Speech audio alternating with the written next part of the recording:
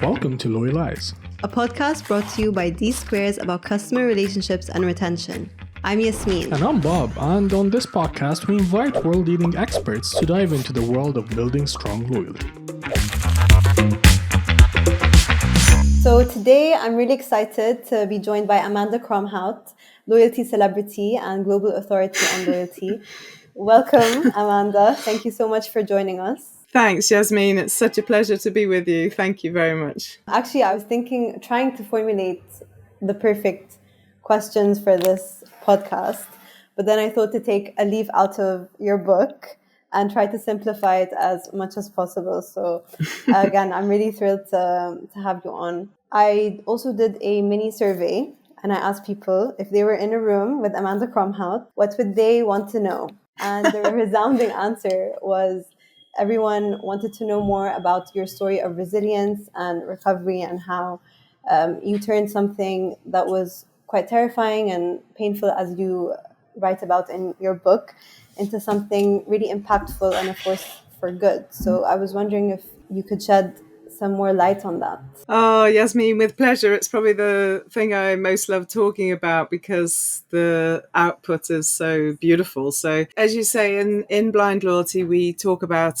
very briefly why the book's called Blind Loyalty and how the book came about and what my personal health journey was leading up to that. And as I think the industry knows, the actual book itself isn't about my personal journey. It's a loyalty professional book, business read. But separating the two is impossible. So 3 years ago now, it was 3 years ago in March. So as we speak in this quarter, I woke up with a very terrifying pain in my right eye. And literally overnight, I was in a situation where I couldn't use my right eye at all. It had contracted something called fusarium keratitis, which is something I knew nothing about until then. And I couldn't lift my head off the pillow. The pain was so terrifying. So for 3 months, I was bedbound. I wasn't able to work. Those 3 months, I was in the most incredible pain I've ever experienced. The surgeon literally was giving me painkillers and it did nothing. And through that process, I had to have 2 emergency corneal transplant. So the cornea is the outside sort of windscreen of your eye, is a good way of explaining it. So I had corneas flown in from Florida, had one after the other to try and resolve the problem, and it still hadn't resolved. But eventually the fusarium keratitis, which is a fungus, did die down after this 3 months of terrifying pain. But it left me very blind in this eye. And the surgeon said, okay, we need you to rest the eye for a year. The transplant has got to settle. And through that process, this eye, the good eye, couldn't see because the light confusion meant I couldn't see in the good eye unless I covered this eye with a patch. So often folks ask me, is the front cover of the book, or when you used to stand on stage with an eye patch, is it a marketing gig? And I was like, no, not at all. It's real. Like, I had to cover that eye so I could see with the good eye. So I decided to run towards it rather than run away from it, and had a patch made in every possible color so I could match my outfits. So I had to wear the patch for probably about 14 or 16 months before I had the last operation I've had. And that was incredibly successful. Like, the surgeon was close to thinking I was going to need a glass eye, but through that, but he was an absolute magician. And I can see now out of the bad eye, but not very well. So I can see, but light very much confuses me, and light stresses me out quite a lot if I'm in an environment that I can't control. But I've just got to manage it. I just manage it. But where does the connection come with the Blind Loyalty Trust? Basically, while I was going through this really terrifying experience, I spoke to my surgeon and I said, this is the worst experience of my life. Like, I can't explain how painful it is, how stressful it is, how anxious I've become. I'm not an anxious person because I don't know if I'm going to be able to see. I don't know if I'm going to have a glass eye, but pain was so awful. And he basically said, so I said, what does someone do if they're not insured? I was very heavily insured health insurance wise, which meant I could get a transplant like that fully paid for in hospital, cornea flown in. his fees taken care of. He's the best in the country. And he and I got chatting, and we basically realized that if I didn't have the financial means to have drugs I needed to take, the prescription drugs and the insurance for the hospital stays and so on, that I definitely would have been blind, and not even with a glass eye. I would have just had my eye cut out. So that's really made me think, this is terrible. Like, what if this happens to someone else? I don't want anyone else to have to go through this if they can't at least have some solution. So that's the foundation of the founding of the Blind Loyalty Trust. And what absolutely just brings me the biggest pleasure in the world, and I can't even, that's not an exaggeration, is what we are able to do as an industry together for the trust. So the trust has been in operation now for over 18 months, and we have brought back, and I know what it's like to be blind now. I know that experience of just not being able to function and bumping into things and bumping into people. And I've met the most incredible people who can't see at all. And through the trust, we've been able to transform their lives so dramatically through the funding raised through the Blind Loyalty Trust.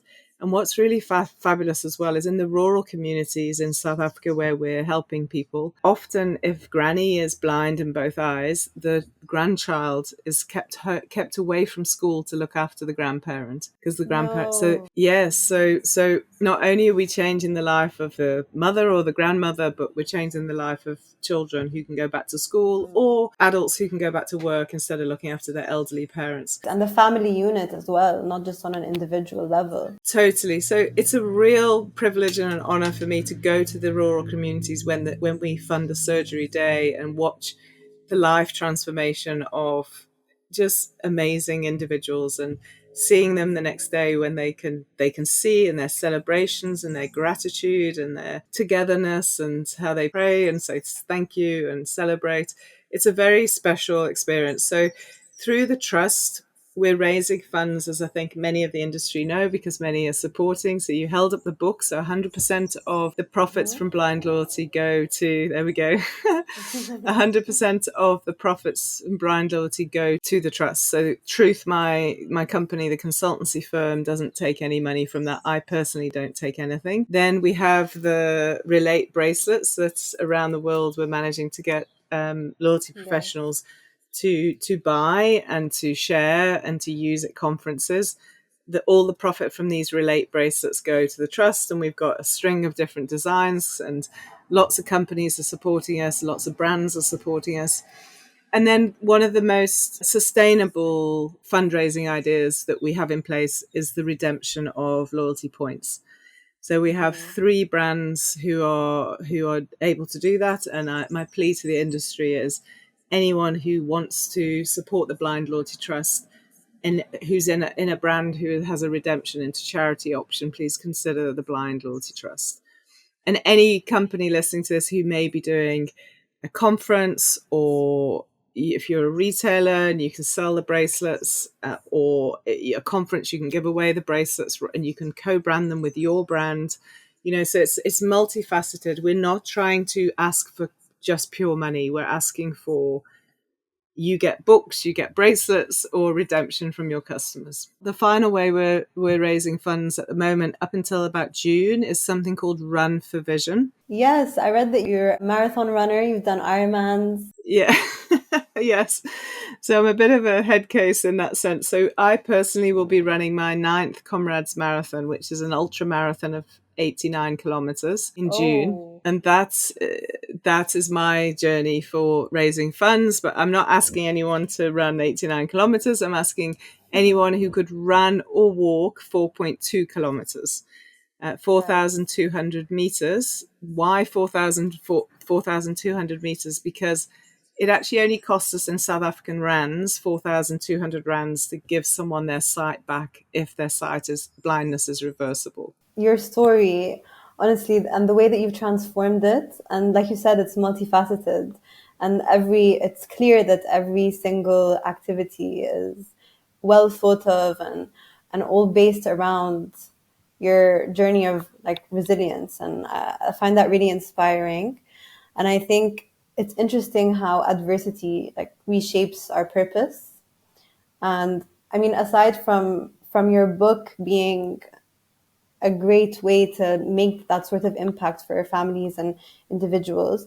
I think that it's actually a very important piece of literature for the industry as well, for loyalty Yeah. professionals. It's nice that there's the two elements are there and it both are well executed. So thank you for Thanks, sharing. Yasmin. Pleasure. Thank you so Thank much you. for sharing. So how has your experience influenced your approach to loyalty? If we just rewind, I mean, what was your, I know you worked for British Airways and then Woolworths. And so what was your relationship with like customer loyalty then, before you got diagnosed, and after? How did that change? So my career started with British Airways. I was a graduate trainee in their marketing program. And from day one, we looked at the frequent flyer program, British Airways Executive Club. And my career with British Airways was over 11 years, from a junior marketing person through to project director of One World, which was at the time when British Airways joined One World as one of the 5 founding airlines to create Global Alliance. I think, if I remember correctly, we were the second Global Alliance behind Star Alliance launching. So if we think back many decades, 2 decades plus, now global alliances across airlines are very commonplace. But I was the project director for British Airways creating the One World Alliance, and that was very much around the frequent flyer program and loyalty. So everything I did in my British Airways career, and it was an amazing career. So I ended up also as general manager for Southern Africa, and everything there was all around our frequent flyers, our top executive club members. I was area marketing manager for Africa, Middle East and India. So I had the exposure of the executive club across multi-regions. So the whole thing was all about loyalty. So I really had a star training ground in a beautiful global company, a beautiful brand, and the ability to work across frequent flyer programs, either through an alliance or with co-branded cards. And then obviously it's British Airways' own executive club. So that was the BA side of my life. And then I ended up coming to live in South Africa. I married Theo, South African. So when I was here, I was looking for work to be here rather than back with British Airways. And I joined Woolworths South Africa, which is a premium retailer, very much aligned brand-wise, similar to Marks and Spencer's globally, or Marks and Spencer's in the UK. And Woolworths South Africa, the role I did there was head of customer. So it looked after loyalty, program called the My School program, which is more of a CSI loyalty program. We looked after data, we looked after research, we looked after all of its multifaceted approach to customer. And it was an amazing training ground for me because it got me under the skin of retail, but it also got me under the skin of South African commerce. And then when I left Woolworths after approximately 3 years, I set up Truth, my own consultancy firm. So that was many years ago now, 15 years ago. And Truth then was tiny, and we just looked at South African companies. And over 15 years, we've managed to grow it into the brand it is now and the various parts of the brand. So it is very much a consultancy. So we help brands around the world, whether it's on their loyalty strategy, whether it's a redesign, whether it's auditing loyalty programs. But we also run a training academy. So we have a diploma in loyalty training course, which is incredibly popular, that we're running around the world and getting a lot of great feedback. But it's based on the structure of the Blind Loyalty book as well. That's our textbook. So we've the Truth role in Africa and South Africa is well established. We've established the African Loyalty Association. We run the South African Loyalty Awards, soon to announce the African Loyalty Awards. Wow. So we've expanded, and we've got a Leaders in Loyalty conference that we do every year.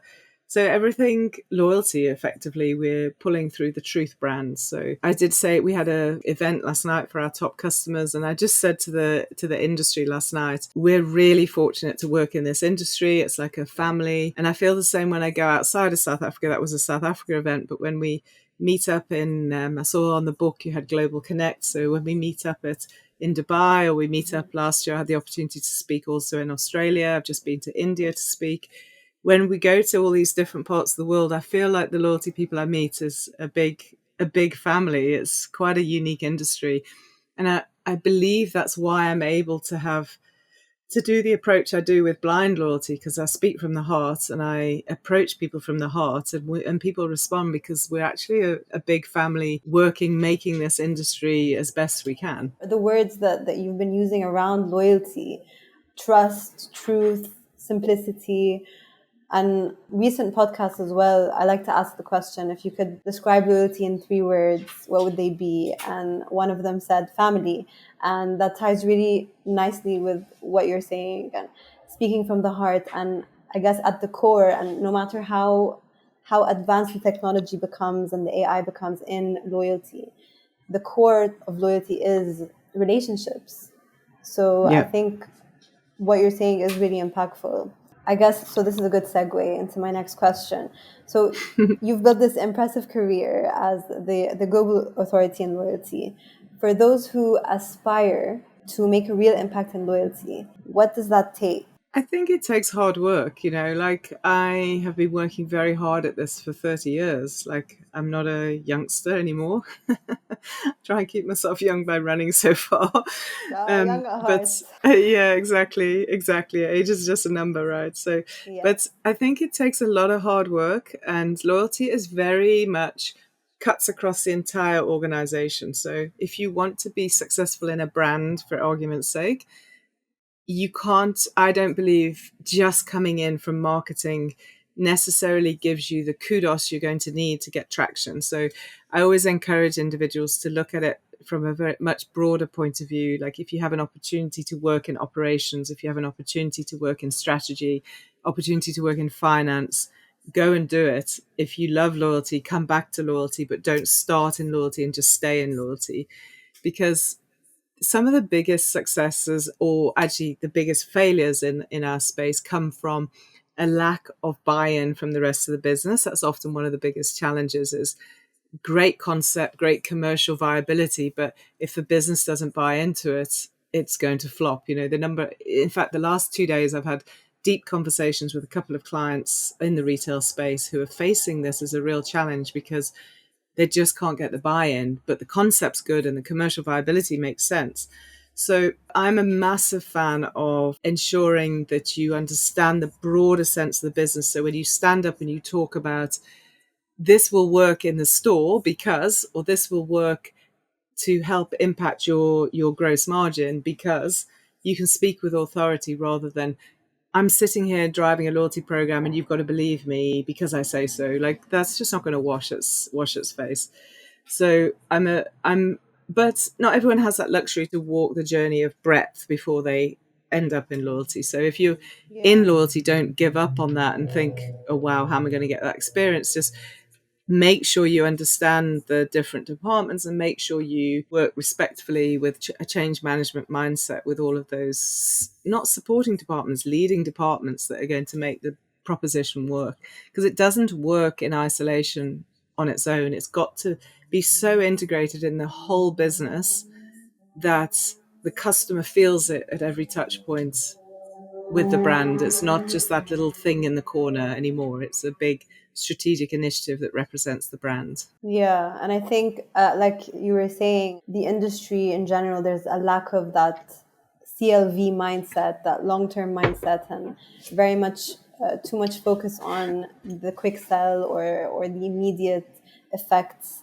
So, and loyalty is really unique in that sense. And as you were saying, there's that blend of different disciplines, all kind of like merged into one. But then you have to think long term and more on like the human emotional level as well. So that's interesting. And I think, like you were saying, broadening your mind, even if you don't have the privilege or the career path where you've had lots of experiences across different maybe industries or roles or countries, that there's still that effort to broaden your horizons, because loyalty is fast moving and it's like a mix of different things. So yeah, that's interesting.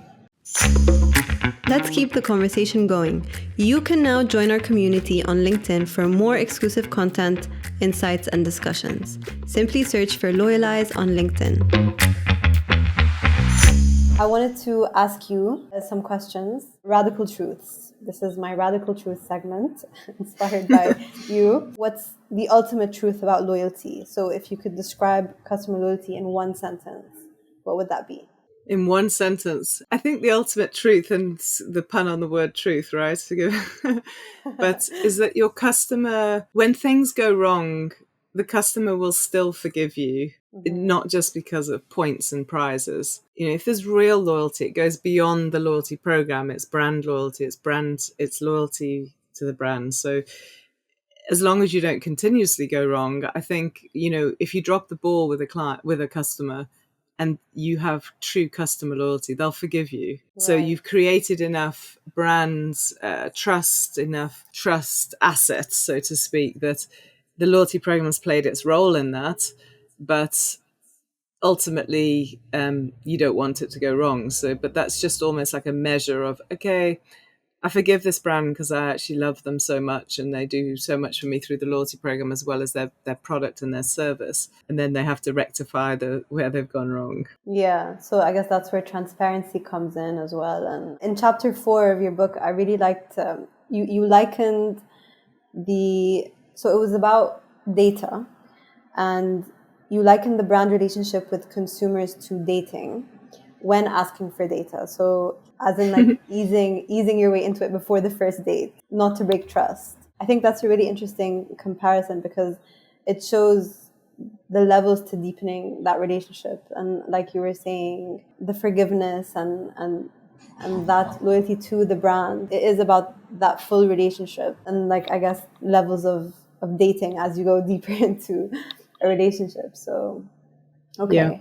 Yeah. What is an overrated trend right now? I could be quite controversial here. And one of the things I get really frustrated about at the moment, certainly in the last 12 to 18 months, is how everyone just talks about AI. But I don't want to be naive and say AI is overrated. I don't mean that at all. It's quite the opposite. Like, of course, AI is unbelievable. It's like it's radically changing how we can do things, and the speed and the capability and the accuracy and hopefully the return on investment. But where I get frustrated is when it's on a pedestal that AI is the trend. Right. It's not. It's like it's the mechanic that helps us do things better and smarter and faster and actually gives us new insights.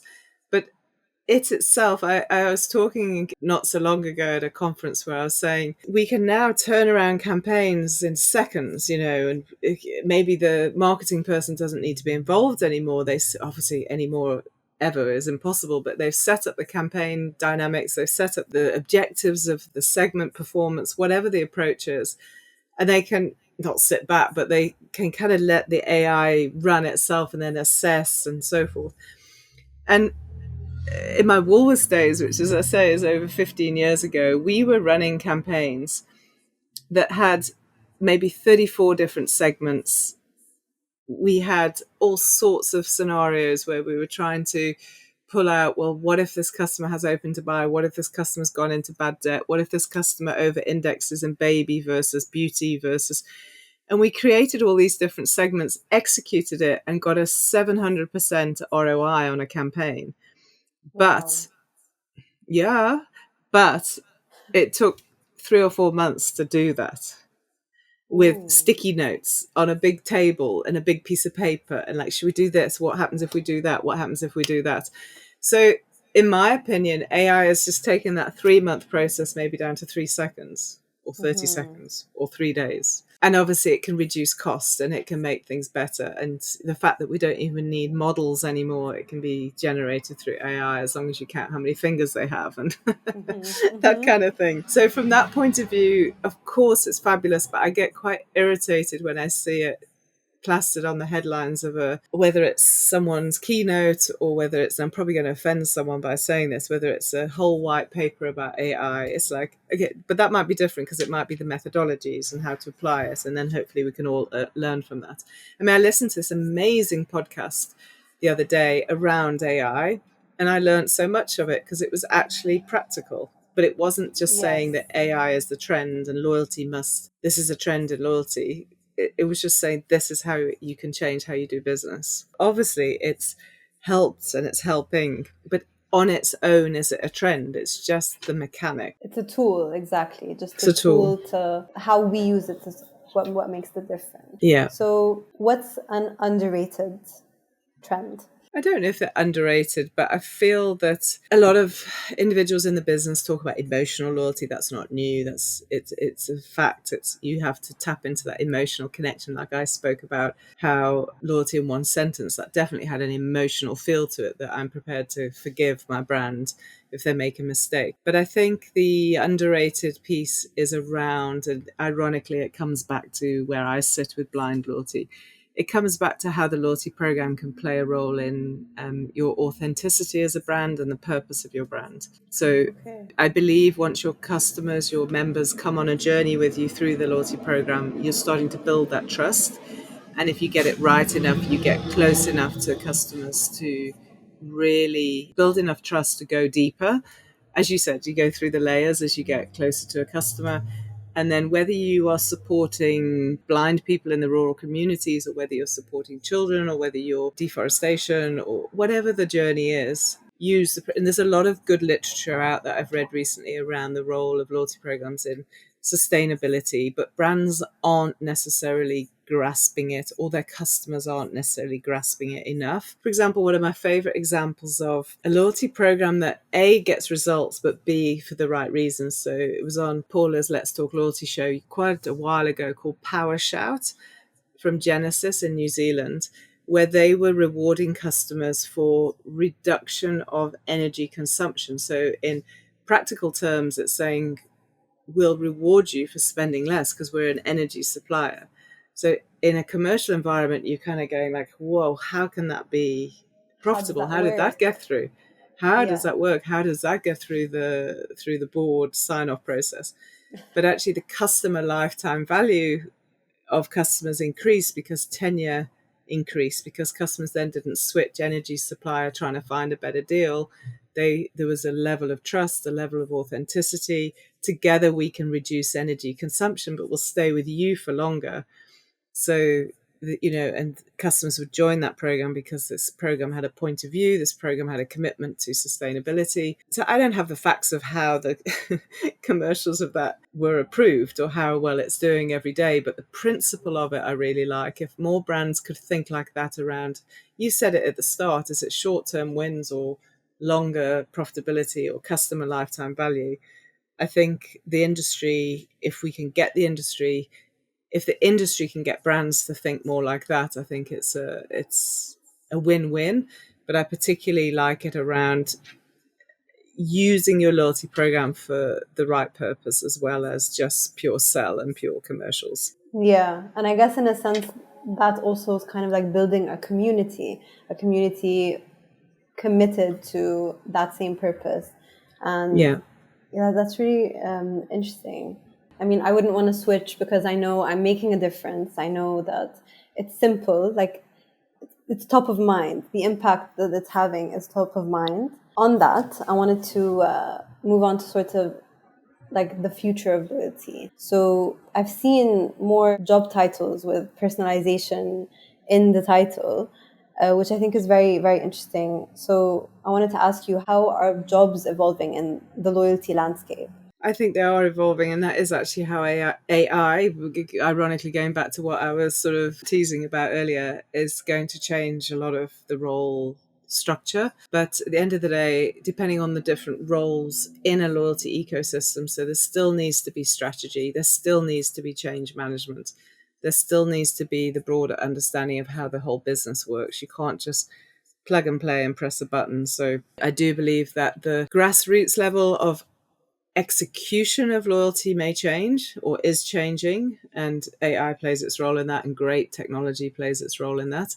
But the actual strategic piece, I feel, is still critical. It's still critical to go back to the basics. That's why I swear by this principle of radical simplification, because how we help our clients, whether we're consulting for them or training them through our diploma, is mirrored on how I've structured the book effectively, because it's a process that we take our clients through from strategy through to implementation.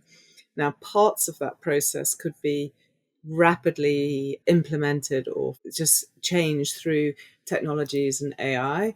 but the thinking process is still solid, and somewhere along the lines that thinking process still has to take place. So we work with what we call the Truth 8-step process, which very simply says, because one of the common phone calls we get into our office, and I think this would be the same for any loyalty organization, is we have a piece of tech. Can you build a loyalty program around it? And I'm like, oh no, can we not? We need to start with strategy. So 8-step process. Step 1, what is the strategy? Why are you doing this? How does loyalty respond to the business strategy, the business challenges, the burning platform, whatever it is? Step 2, from a high level design point of view, how can you use loyalty program to help address your strategy in point 1? Point number 3, go out there, test it internally, test it with customers, and then come back. And step number 4, and go into a detailed design, tease it all out, layer by layer, tease it out. Get ready for a brief into a technical organization such as yourselves, or you're not ready to talk to the tech world until you've done a detailed design. Then we swear by building, before we even get to talk to any technical partners, a member engagement plan. So how do you see the program working for the first 12 months of the member's tenure with you? What is the sign-up process? What is the communication? What is your entire communication strategy? All the different touch points, which channels, how often, which segments potentially will you look out for? But obviously the data would drive that. And only once you've got all of that do we think you're ready to come and talk to a technical partner. So that's whether it's an RFP, RFI, or you're already working with a technical partner. And then you're ready to write the business case because you've got the appropriate costs from your technical partner, from the cost of the member engagement plan, the cost of running the program, the cost of the points or giveaways that you're going to build into the value proposition, plus all the scenario planning. And then you're sort of through the step that gives you the board approval, if that's what you need. And then you move into implementation. So it's breaking it down into those bite-sized chunks, into getting you ready for implementation, and then obviously KPIs and tracking and launch and so on. And the book is structured like that. I feel it's very chronological. Obviously, life's not that simple. There's extra nuances, extra complexities. But one of the things I pride ourselves on at Truth is helping brands simplify their loyalty approach, simplify their confusion around loyalty, and hence the title of Blind Loyalty. Yeah, demystifying all the terms. It doesn't have to be these big words and technical jargon. And yeah, like you said, I mean, you start off with data and strategy, again, that top down sort of trickling down into then the more detailed and implementing, launching the program. And definitely I do think every loyalty professional should have your book, because it's so easy as well to read, so digestible, and lots of like golden truths in there. Actually, as you were saying that, I was thinking, is there a business that wouldn't benefit from loyalty? So we've helped clients walk away from a loyalty decision, but hopefully they implement other strategies that help them achieve their objectives. So the term loyalty is a bit broad, right? And I talk about this in the opening chapters of Blind Loyalty. Are you ultimately trying to drive customer loyalty, and the loyalty program is simply the mechanic? Points, prizes, gamification, earn, burn, whatever it is. So no one should ever walk away from, no brand or offering should ever walk away from ultimately customer loyalty. So we have worked with clients where it made sense for them actually not to implement a loyalty program. And some of those, there are some examples in the same industry vertical that thrive with a loyalty program, and others that actually have done better without a loyalty program and maybe have gone down the avenue of a enriched sort of CRM experience. But as data, in my opinion, as data legislation has tightened around the world, the opportunity to drive a CRM plan without a loyalty program gets more tricky. So a few years ago, we were with a client, and through the data we saw and through their strategy, we actually said, we don't think you need a loyalty program. Why don't you rather have a covert CRM experience where you pick out the best customers based on data, offer them a augmented birthday offering because you knew who they were. They had the KYC, the Know Your Customer sign-up process. So it was in financial services. So financial services is a great debate, or telco is a great debate, or postpaid telco, because you know who the customer is. It was a contract telco.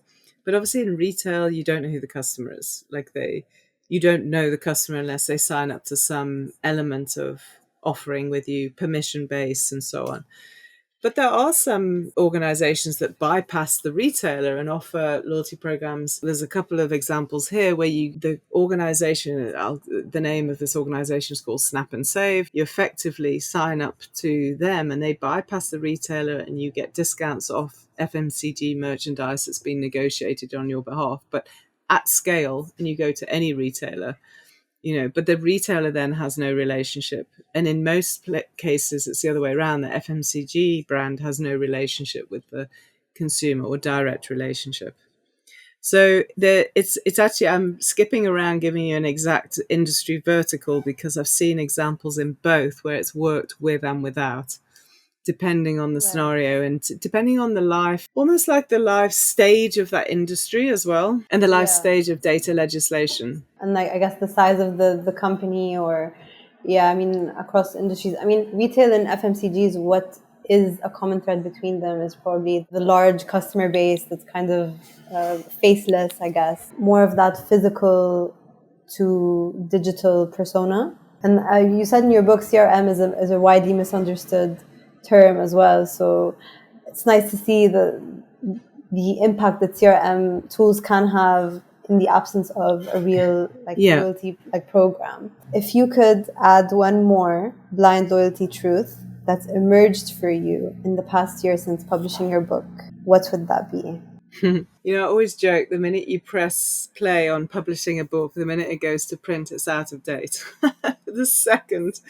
So literally, there's a couple of chapters in the book that I go, oh, that's so out of date already. So every day something changes, right? So every single day. But what I do love about the last sort of 12 months, I think what's come across for me that I've taken a particular deeper interest in is the role of communities in loyalty program. And I don't really talk about that in blind loyalty. So the role of using communities between members for them to drive their own community and excitement about a brand. And the brand is almost just the facilitator of those conversations. And there's some beautiful examples around the world, like Sephora do it on steroids. I know that Canon Club are doing it in Europe, which is a lovely concept around photographers wanting to learn more from each other, because otherwise, how many cameras can I actually buy from Canon? And with a cell phone technology, I'm sure camera manufacturers are under pressure. So they've created the Canon Club to create those relationships and the relationships between members. So I really love this concept of community and the brand having the courage to be the platform, but not controlling every single conversation, but enabling those communities to develop. And ultimately, through developing those communities, they can start to play a role with more relevance, but not just be the only part of that club. The members themselves are part of it. Yeah, I find that really interesting, the emergence of communities, because it's like another injection of that human element as well that might go amiss in the backdrop of all these technological advances. So that's really interesting to me, the whole community aspect. I'm excited to see what's going to happen in across different industries when it comes to that. So to wrap up our episode, I want to read an excerpt from your book, if that's okay. Of course. Thank you. Yes. An additional mention goes to Fusarium keratitis, defined by Google as a severe ocular infection and a common cause of monocular blindness in the tropical and subtropical areas of the world, affectionately known as the F word by my eye surgeon. This F word created unprecedented havoc for my family and me and continues to have its impact. But without its presence in 2022, blind loyalty may have remained a mere idea and never become a reality. And there's a lovely illustration here by is this your daughter, Katie? Yes, my daughter. She's now 16, but she would have been 13 at the time. Wow. Yeah, so I just wanted to end the episode on this because I think it's, again, like going back to what we were talking about in the beginning. Your story is very inspiring and must have been really terrifying. A huge scare, but despite that, the impact that your book has had and the blind loyalty trust as well has had on the industry and on an individual level and families, and it's incredible. So thank you for joining us on the podcast, and thank you for your book. Such a pleasure, Yasmin. Thank you for having me. It's just been a wonderful conversation, and thanks for all the support. And to everyone out there, I'm not going anywhere. The Blind Loyalty Trust is here to stay. So let's keep doing our day jobs in loyalty, but let's keep pushing for changing the lives of individuals, not only the blind, but also their families. Thank you so much, Amanda.